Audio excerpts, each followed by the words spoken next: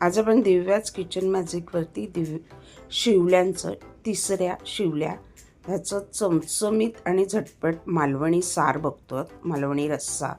शिवल्या बऱ्याच प्रकारच्या ह्याच्यात येतात. काळ्या शिवल्या ज्या असतात ना त्या भरलेल्या असतात, चविष्ट असतात आणि त्या महाग पण असतात.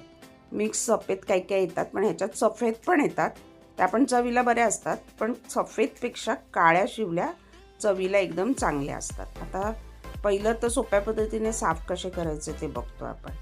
तर ते सुरीने असं, जर ताज्या असतील तर थोडी मारामारी ताकद लावावी लागते.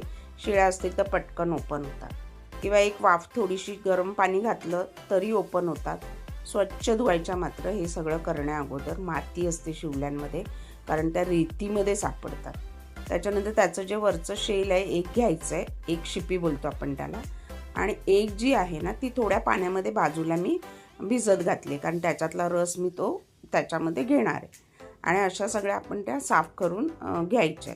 तुम्ही फ्रीजमध्ये पण 10 मिनटं ठेवलं ना तर ते आपोआप उघडतात. आणि मग तुम्ही तसंही करू शकता, म्हणजे असं सुरीने करायचं नसेल तर. हे थोडंसं डोकं लावून करावं लागतं, नाही तर मग सुरीने हात वगैरे कापण्याची भीती असते. पण हळूवार असं केलं ना की छानपैकी त्या उघडतात. वाफवून घेतल्या ना की मग नंतर त्या रश्श्यात टाकल्यावर अजून शिजतात आणि थोड्या मग बेचव होतात आणि श्रिंक होतात. माशाचे बरेचसे प्रकार आहेत जे ओव्हर कुक केले की बेचव होतात. त्यामुळे मी ते वाफवून घेत नाही.